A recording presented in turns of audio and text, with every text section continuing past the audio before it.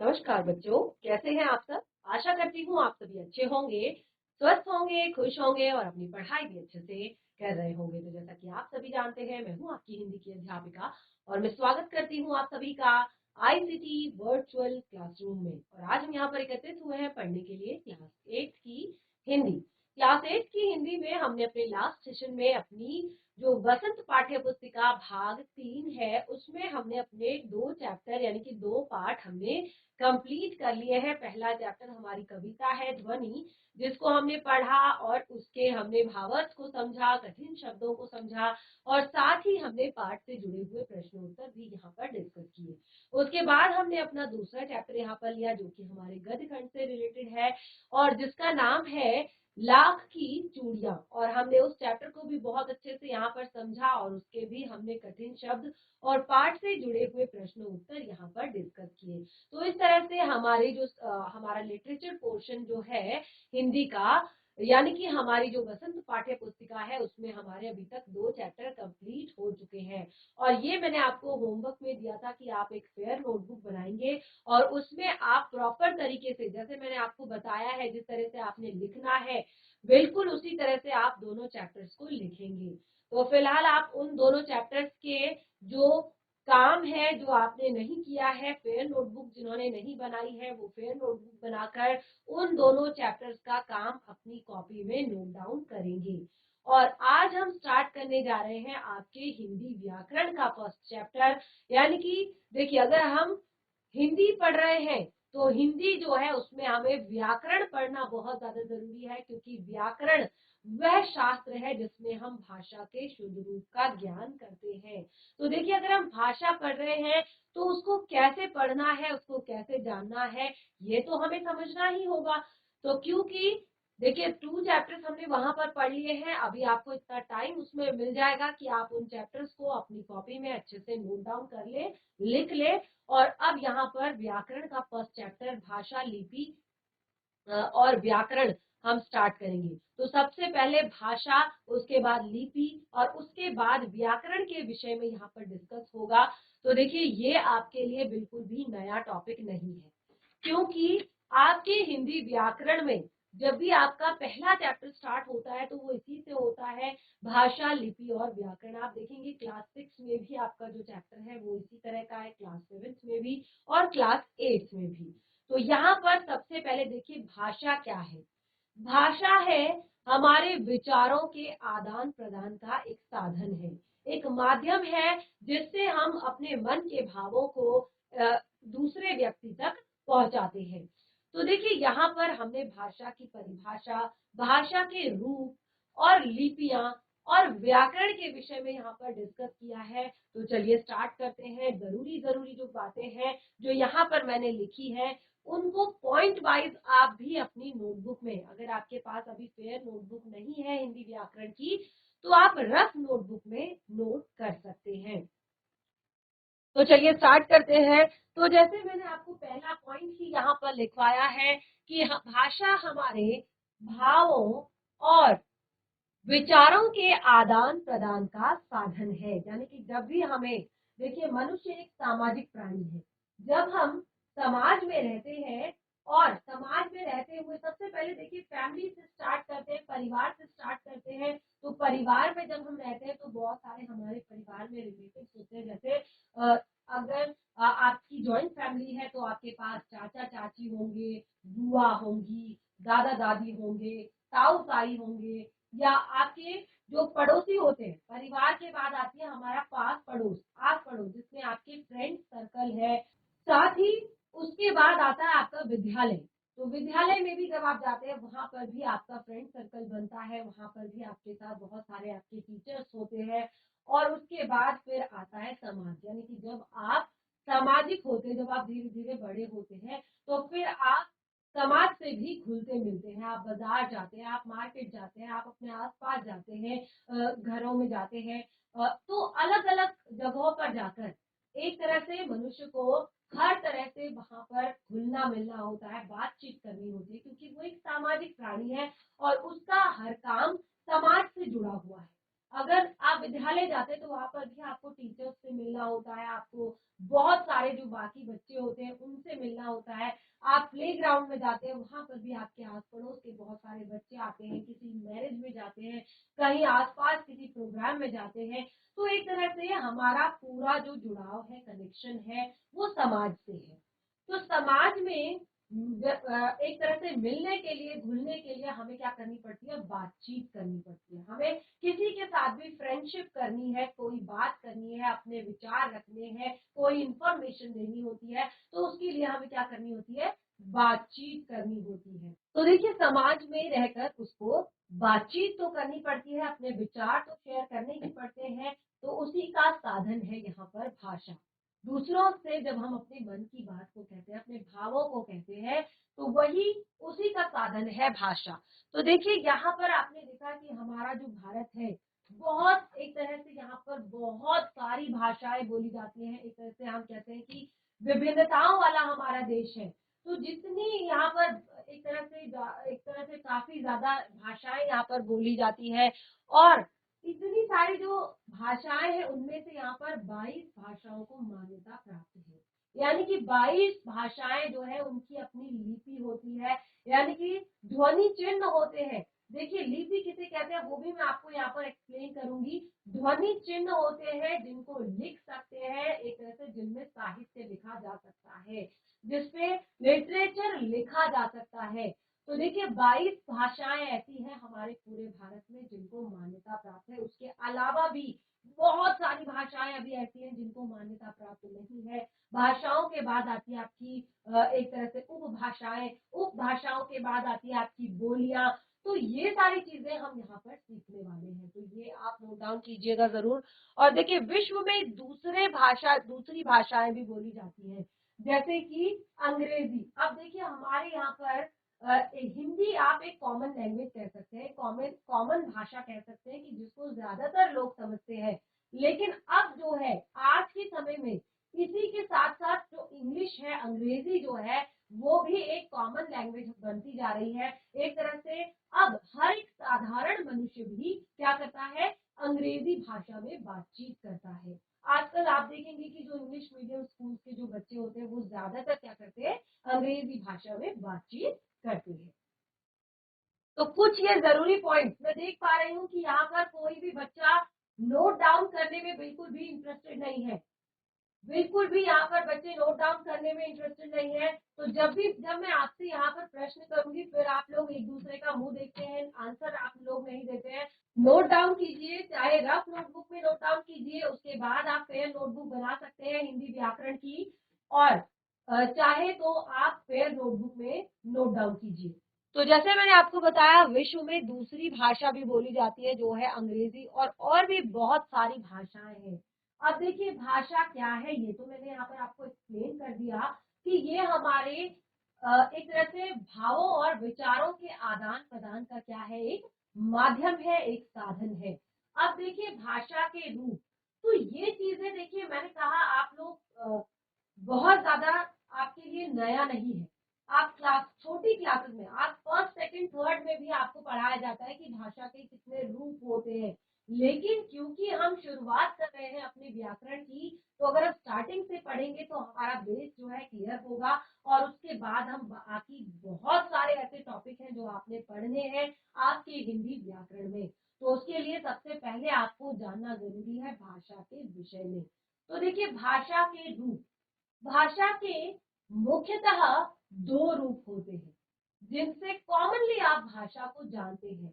मुख्य रूप से यानी कि दो तरह से आप यहाँ पर भाषा को, अपनी बातों को, अपने विचारों को, अपने भावों को दूसरों के सामने प्रकट करते हैं। तो सबसे पहला साधन है यहाँ पर मौखिक भाषा और दूसरा है यहाँ पर लिखित भाषा।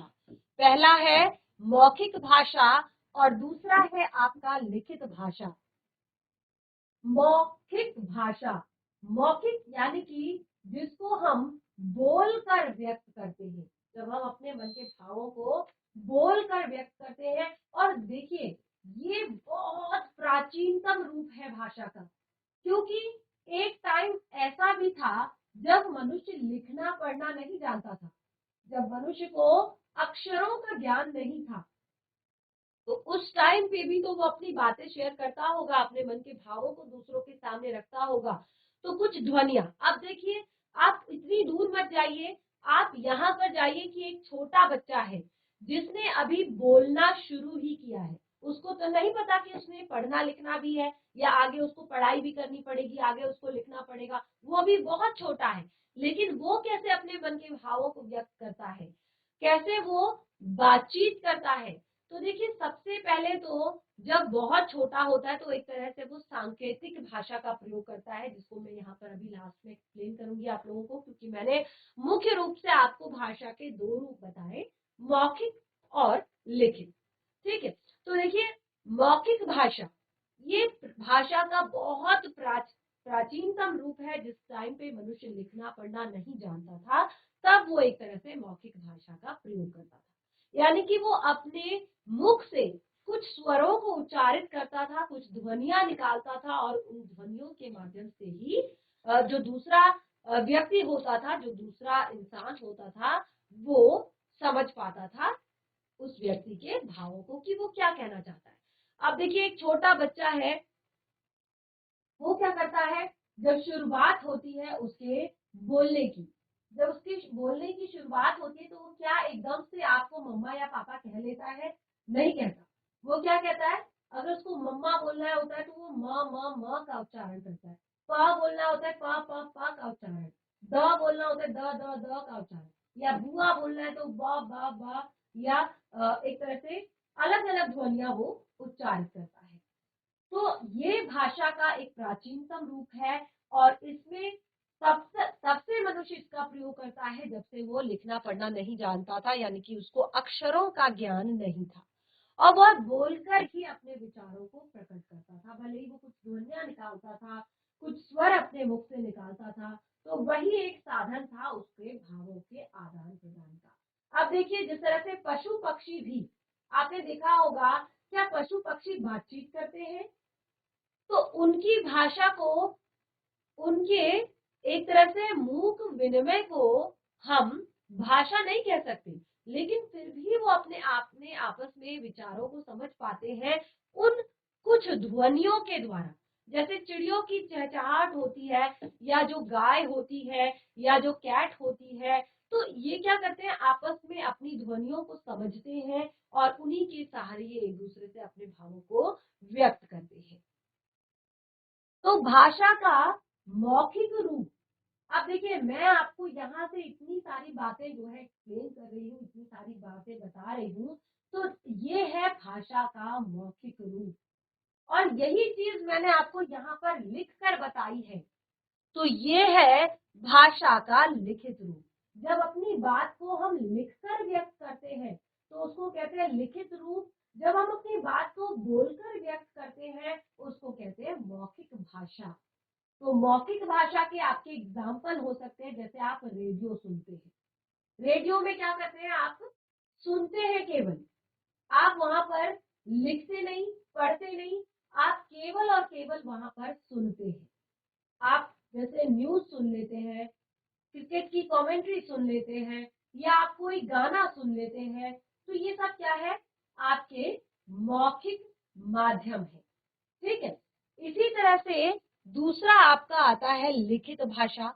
लिखित भाषा में क्या होता है, जब हम अपने मन के भावों को, विचारों को पढ़कर या लिखकर दूसरों के सामने रखते हैं, या उसका आदान प्रदान करते हैं, तो ये भाषा का लिखित रूप होता है। ठीक है, तो देखिए, लिखित रूप, जैसे आप सुबह सुबह क्या पढ़ते हैं, न्यूज़पेपर पढ़ते हैं, ये क्या है, भाषा का लिखित रूप है। इसमें कोई भी इंफॉर्मेशन क्या होता है, आपको बोलकर नहीं बताई जाती, आपको लिखकर दी जाती है, और आप उसको पढ़कर समझते हैं। और जैसे देखिए, ये मैंने यहाँ पर आपको लिखा हुआ है, इसे नोट डाउन करेंगे, दोनों को नोट डाउन करेंगे। तो देखिए, लिखित माध्यम, लिखित माध्यम यानी कि जब हम अपने भावों को, अपने विचारों को लिखकर व्यक्त करते हैं, उसे कहते हैं भाषा का लिखित माध्यम।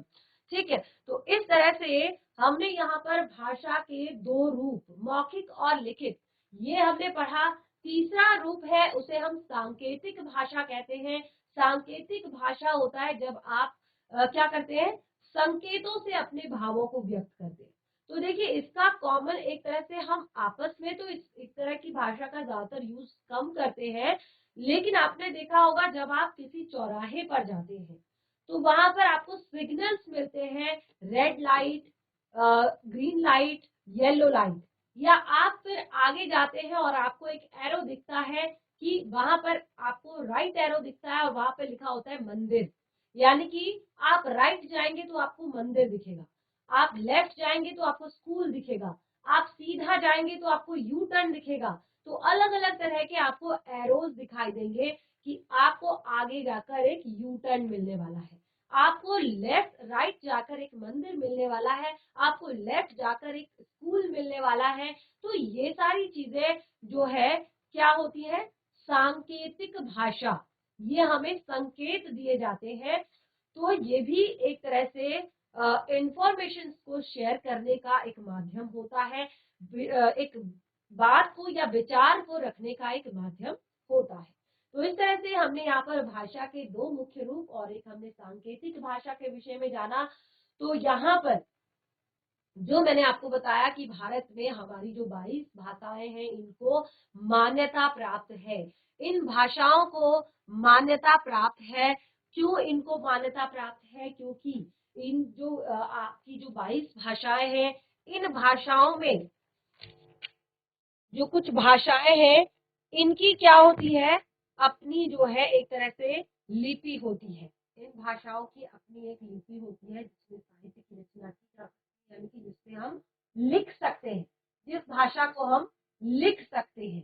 ठीक है, तो वो आपकी होती है, आपके उन भाषाओं को मान्यता दी गई है। उसके बाद देखिए यहाँ पर हमने लिखा है बोली। अब बोली किसे कहते हैं, तो देखिए जो बोलियां होती है किसी क्षेत्र विशेष में बोली जाने वाली जो एक भाषा, क्षेत्र विशेष, जैसे अब आपकी क्या है, ये जो भाषाएं हैं, जैसे हम इसको कहेंगे पहाड़ी भाषा जो है, इसको हम कहेंगे आपकी उपभाषा। ये हिंदी की उपभाषा है, यानी कि काफी सारे जो शब्द हैं इसको इसमें हम हिंदी के यूज करते हैं, लेकिन इसमें भी दो अलग अलग तरह की बोलियां हैं, एक गढ़वाली है एक कुमाऊनी है। ठीक है, तो क्षेत्र विशेष में यानी कि अगर हम गढ़वाल की तरफ चले जाएं तो वहां पर हमें गढ़वाली बोली सुनाई देगी, अगर हम कुमाऊं की तरफ चले जाएं तो वहां हमें कुमाऊनी बोली जो है सुनाई देगी। तो इस तरह से मैंने आपको यहाँ पर बताया कि काफी सारी उपभाषाएं होती हैं और उन उपभाषाओं की भी अपनी बोलियां होती है। तो जो पहाड़ी भाषा है वो एक उपभाषा है, पहाड़ी भाषा की जो बोलियां हैं वो है गढ़वाली और कुमाऊनी। ठीक है, इसी तरह से हिंदी की कुछ बोलियां हैं, जैसे हिंदी, ये सब हिंदी की उपभाषाएं हैं, जैसे भोजपुरी, एक तरह से हिंदी की उपभाषाओं से बनी ये बोलियां हैं, भोजपुरी, मैथिली, अवधी, मारवाड़ी, राजस्थानी, पंजाबी, ठीक है, और भी बहुत सारी भाषाएं, बहुत सारी यहाँ पर ऐसी जो हमारी बोलियां हैं जो कि बोली जाती हैं। तो बहुत ही अच्छा एक टॉपिक हमने यहाँ पर पढ़ा बोली, तो आप इसे भी नोट डाउन करेंगे। ये जो कॉमन कॉमन टॉपिक्स यहाँ पे मैंने आपको बहुत ज्यादा विस्तार में नहीं बताया है, क्योंकि ये टॉपिक्स जो होते हैं आप बचपन से पढ़ते आते हैं और क्लास 6 में भी आपने ये टॉपिक को पढ़ा हुआ है, क्लास 7 में भी आप ये पढ़ते हैं, अब आप क्लास 8 में आ गए हैं तो यहाँ पर भी आप इसको पढ़ रहे हैं। तो ये क्योंकि हमारे व्याकरण की सेशन की शुरुआत है तो इसलिए शुरुआत तो हम हमेशा स्टार्टिंग से ही करेंगे, तो इसीलिए ये सारी चीजें हम पढ़ रहे हैं। तो ये केवल कॉमन चीजें यहाँ पर लिखी है, इनको आप नोट डाउन कर सकते हैं। और जैसे मैंने आपको एग्जाम्पल बताया था कि जो हमारी पहाड़ी भाषा है ये हिंदी की उपभाषा है और इसकी बोलियां हैं गढ़वाली और कुमाऊनी। उसके बाद आता है लिपि। तो देखिए लिपि के लिए मैंने यहाँ पर आपको बताया कि जो किसी भी भाषा को लिखने के लिए कुछ ध्वनि चिन्ह होते हैं, किसी भी भाषा को लिखने के लिए कुछ चिन्ह निर्धारित किए गए होते हैं और उन्हीं चिन्हों को एक तरह से हम लिपि कहते हैं। यानी कि देखिए मौखिक भाषा को प्रकट करने के लिए, मौखिक भाषा को प्रकट करने के लिए जो हमारे ध्वनि चिन्ह होते हैं उनको हम लिपि कहते हैं। तो जैसे हमारी हिंदी भाषा है, बहुत सारी अलग अलग भाषाएं हैं, तो जो भी ध्वनि हमने उच्चारित की है उसको लिखने के लिए हम जिन चिन्हों का प्रयोग करते हैं उन्हें लिपि कहते हैं। ये नोट डाउन कर सकते हैं आप। और केवल एक लाइन में भी आप यहाँ पर लिख सकते हैं, इसको भी नोट डाउन कर लीजिए आप यहाँ पर। उच्चारित, इसको भी लिखेंगे आप ब्रैकेट में, या इस तरह से लिख सकते हैं, बड़े ब्रैकेट में लिख सकते हैं ताकि आप लोगों को समझ में आए। उच्चारित ध्वनियों को, उच्चारित ध्वनियों को लिखने के लिए, उच्चारित ध्वनियों को लिखने की विधि, या लिखने के लिए, या लिखने की विधि लिख सकते हैं आप इसको। उच्चारित ध्वनियों को लिखने की विधि लिपि कहलाती है।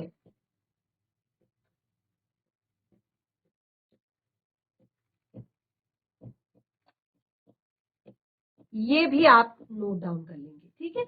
इसको भी नोट डाउन करेंगे, ऊपर वाला भी लिखेंगे और एक लाइन में आप इसको भी लिखेंगे। एक लाइन में, केवल एक लाइन का आपका ये परिभाषा है, इसको आप आसानी से याद कर सकते हैं कि उच्चारित ध्वनियों को लिखने की विधि लिपि कहलाती है।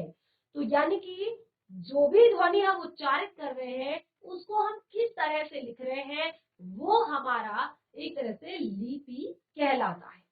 तो जो हमारी हिंदी भाषा है, हिंदी भाषा की लिपि है देवनागरी। ये आपको याद करना होगा, हिंदी भाषा की लिपि है देवनागरी, ठीक है। इसी तरह से अंग्रेजी भाषा, क्योंकि अंग्रेजी भाषा भी अब हमारी एक तरह से कॉमन लैंग्वेज होती जा रही है, धीरे धीरे हम अंग्रेजी भाषा को भी बिल्कुल उसी तरह से हम यूज कर रहे हैं, कॉमनली यूज कर रहे हैं। तो उसकी जो लिपि है वो है रोमन। अंग्रेजी भाषा की लिपि क्या है? रोमन। और इसी तरह से उर्दू भाषा, उर्दू भी आपने सुनी होगी, उर्दू भाषा में भी पढ़ाई की जाती है, तो उर्दू भाषा की लिपि है फारसी। ये कॉमन चीजें हैं, ये थोड़ा सा यहाँ पर आप जरूर लिखेंगे एग्जाम्पल के तौर पर इसके बाद, ठीक है। ये पूरा प्रॉपर नोट डाउन करेंगे, हेडिंग लिपि डालेंगे, उसके बाद एक परिभाषा, दूसरी परिभाषा, उसके बाद एग्जाम्पल कि हिंदी भाषा की लिपि है देवनागरी, अंग्रेजी की है रोमन, उर्दू की है फारसी, उसके बाद पंजाबी, पंजाबी भाषा की जो लिपि है वो है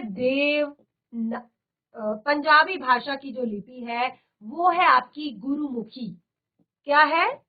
गुरुमुखी।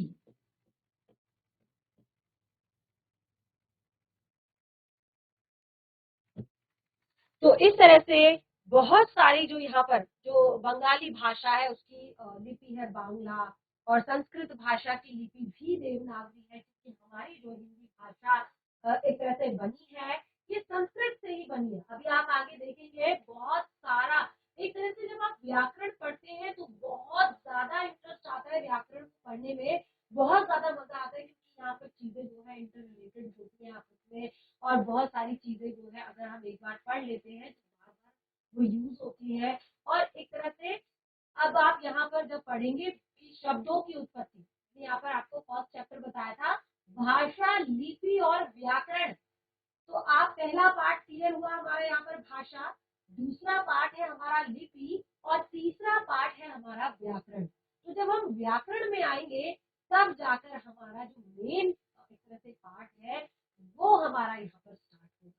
तो जहाँ पर लिपि की बात कर रहे हैं तो ये कुछ जरूरी जो पॉइंट्स है वो आप लिख लेंगे। एग्जाम्पल के लिए आप लिख लें, हिंदी भाषा की जो लिपि है वो देवनागरी है, अंग्रेजी भाषा की लिपि रोमन है, उर्दू भाषा की लिपि फारसी है, पंजाबी भाषा की लिपि गुरुमुखी है, संस्कृत भाषा की लिपि आपकी देवनागरी है, और नेपाली भाषा की लिपि आपकी देवनागरी है, राजस्थानी भाषा की लिपि आपकी देवनागरी है। तो इस तरह से आप एग्जाम्पल के तौर पर लिख सकते हैं। तो ये साथ के साथ नोट डाउन करें, चाहे रफ में कर लें, घर जाके फिर करें, लेकिन नोट डाउन जरूर करें, क्योंकि नेक्स्ट सेशन जब स्टार्ट होगा, पहले मैं प्रीवियस सेशन में हमने क्या पढ़ा है उसे क्लियर करूंगी, तब आपके सेशन को आगे बढ़ाऊंगी। तो इस तरह से लिपि के बारे में भी हमने यहाँ पर जाना। उसके बाद हमारा जो टॉपिक आता है मेन, वो आता है व्याकरण। उसके बाद जो हमारा मेन टॉपिक आता है वो आता है व्याकरण।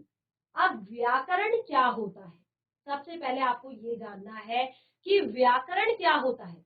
भाषा, लिपि, व्याकरण, फर्स्ट चैप्टर है ये हमारा। इसमें 3 टॉपिक, भाषा, लिपि, व्याकरण। तो 2 टॉपिक्स बिल्कुल क्लियर हो चुके हैं। कोई भी डाउट हो अगर तो जरूर क्लियर करें। अब तीसरे टॉपिक पर आते हैं। तीसरा टॉपिक है व्याकरण। तो व्याकरण की आपने सबसे पहले परिभाषा लिखनी होगी कि व्याकरण होता क्या है, व्याकरण किसे कहते हैं।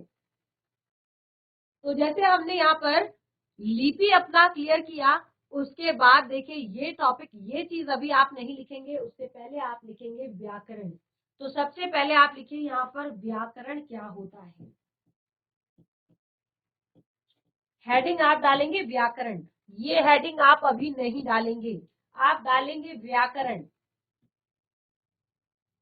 तो देखिए आपने देखा कि जो वर्णों का, जब हम वर्णों को व्यवस्थित करते हैं, ध्वनियों को व्यवस्थित करते हैं, तो क्या होता है, शब्द बनता है। शब्दों का व्यवस्थित एवं सार्थक क्रम वाक्य कहलाता है। लेकिन अब ये कैसे व्यवस्थित होगा, तरीका भी तो होना चाहिए कि व्यवस्थित होगा कैसे। कहाँ पर संज्ञा, कहाँ पर सर्वनाम, कहाँ पर क्रिया, कहाँ पर विशेषण, कहाँ पर क्या। तो इस तरह से व्यवस्थित करके लिखेंगे तभी तो शुद्ध रूप में उसका प्रयोग हो पाएगा। तो व्याकरण भाषा के शुद्ध रूप का ज्ञान हमें कराता है। व्याकरण क्या कराता है, भाषा के शुद्ध रूप का ज्ञान कराता है। तो ये जो हमारा टॉपिक है इसको हम डिस्कस करेंगे अपने नेक्स्ट सेशन में। आज हमने यहाँ पर भाषा और लिपि को डिस्कस किया है। घर पर जाकर आपका काम है, जितना भी आपने किया है काम, उसको पहले फेयर नोटबुक में करें और एक बार रिवाइज जरूर करें। नेक्स्ट सेशन में सबसे पहले प्रीवियस सेशन के बारे में डिस्कस किया जाएगा और उसके बाद आगे जो हमारा व्याकरण से संबंधित जो हमारा टॉपिक है उसको हम क्लियर करेंगे। तब तक के लिए धन्यवाद। आपका दिन शुभ हो।